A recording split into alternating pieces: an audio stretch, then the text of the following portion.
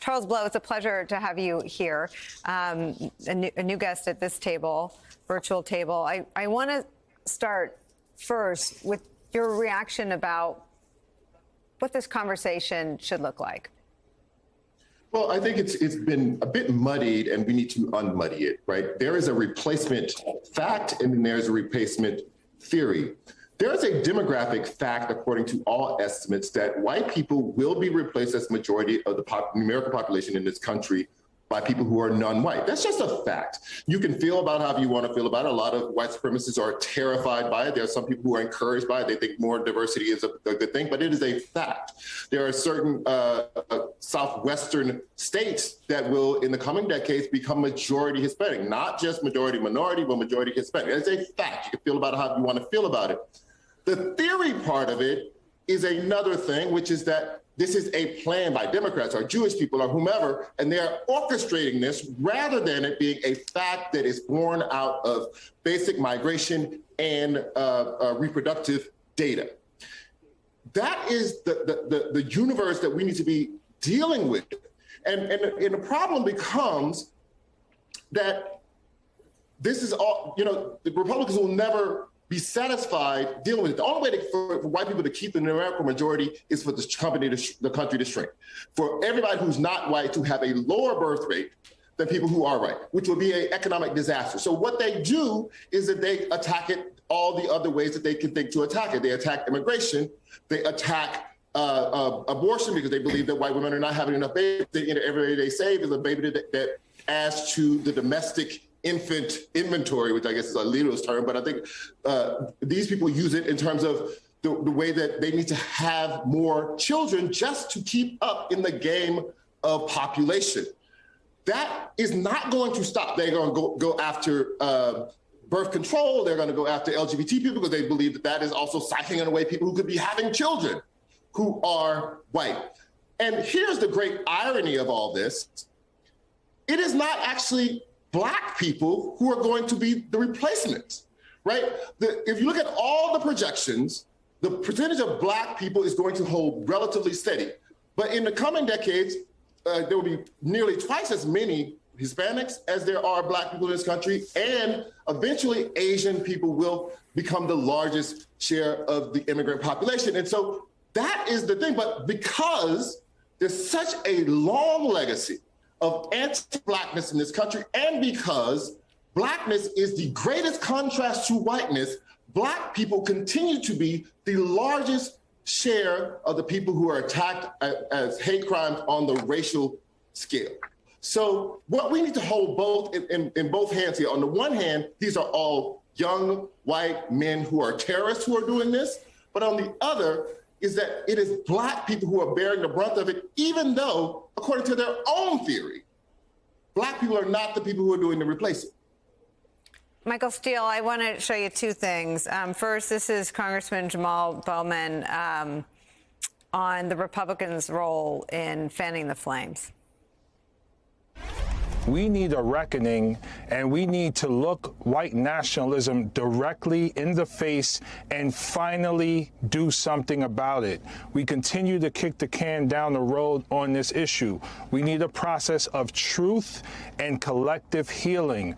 People are being radicalized across the country by so-called replacement theory and by rhetoric that's coming from Fox News, the Republican Party, and others pushing a national coordinated campaign of fear around replacing the white race and everything that is antithetical to what America is supposed to be. So as a Black man, I continue to feel victimized by so much of what happens here. And what we saw today is a radicalization, yesterday is a radicalization and an extreme response to the subtle, implicit and explicit racism that lives in so many aspects of American society. Michael Steele, let me just add to that. Across the aisle, Congresswoman Liz Cheney echoed a lot of that message by saying the House GOP leadership has enabled white nationalism, white supremacy, and anti-Semitism. History has taught us what begins with words ends in far worse. This is Liz Cheney writing this. GOP leaders must renounce and reject these views and those who hold them. That would mean, Michael Steele, that today, if GOP leaders listen to Liz Cheney, they would renounce Tucker Carlson and all the others who have advocated white nationalism, white supremacy, anti-Semitism, and the replacement theory. Yeah, well, don't hold your breath on that, because that's not happening. So we can get past that wishful thinking that Republicans are going to come around, because today is Monday, right? And this horror occurred when again? So you can see that there is no interest in stepping into this moment, very much as we've seen in the past. I give you Charlottesville. I give you, any number of examples where the voices on this side of the aisle have been not just muted, they've been sewn shut because of the embrace of a level of white nationalism that brings forth cash and votes, which in the political ethos are the only two things that matter in a moment like this. So Stefanik goes out and raises money off of this. We see candidates getting elected on, race baiting, critical race theory. So now we're seeing, again, the consequences of that. And Nicole, and the reality is, now what? Now what? I mean, we can't get a voting rights bill through the United States Congress. So I don't know what the hell people expect is going to happen when, a young white guy goes and shoots 10 black people. What do you expect to happen from that, America? I mean, we barely respond to the killing of grade school kids. So, we're going to have to figure out collectively whether or not any of this matters. Because what Charles said is exactly the case. I love the way he just crystallized what this is. I mean, this is, the reality around, hey, folks, America's changing. America's been changing since its founding. It's been changing from the moment we stepped on these shores. And yet a lot of African Americans not just feel, but know we still carry the brunt of white angst, fear, anger in our communities. And so it doesn't matter what the demographic shifts are. We feel we're the go-to. And that's not, poor us victimhood. It was just like, that's just the reality we've functioned with for 400 years and make work despite it all. But now we're at an inflection point where you're going to see this thing grow and expand and touch a greater number of communities across the country. And so then we'll see how America responds to that, because for the last 400 years, it's been, okay, we'll get to you next, whenever next comes.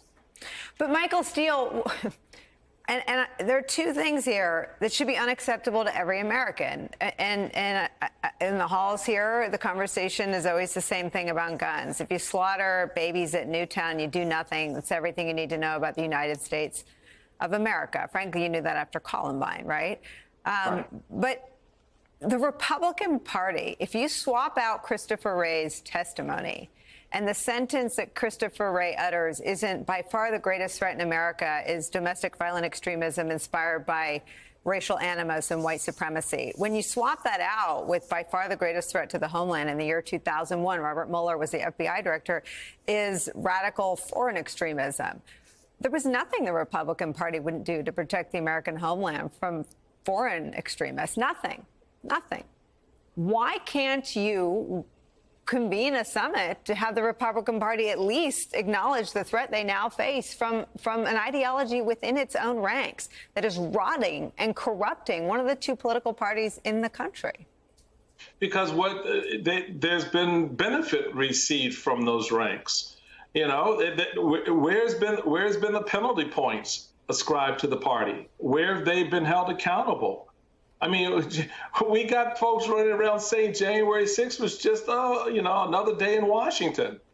So if that's now your new standard, and of course, going back to your first point about, rallying against, foreign terrorism, well, it's foreign, and it wasn't white.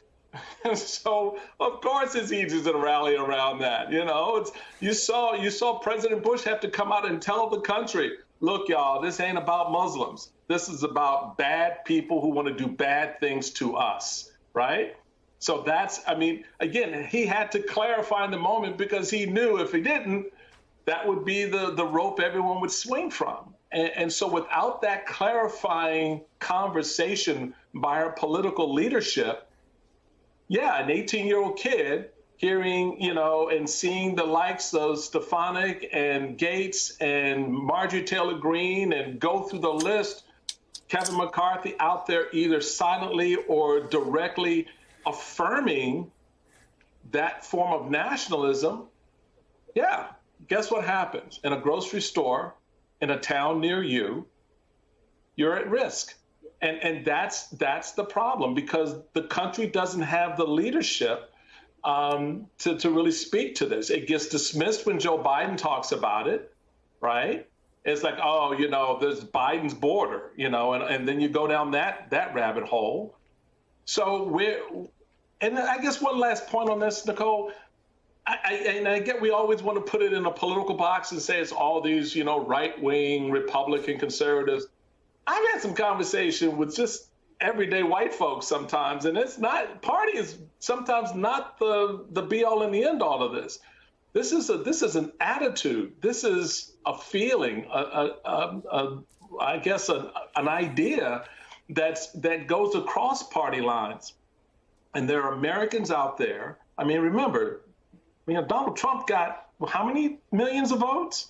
He didn't shrink in the number between 16 and 20. He grew. And so you can't just say that's all Republicans or that's all conservatives. And I'm not giving any quarter to that, trust me. But I think we need to be wide-eyed about the nature of our country, not just focused on the political box we want to put people in.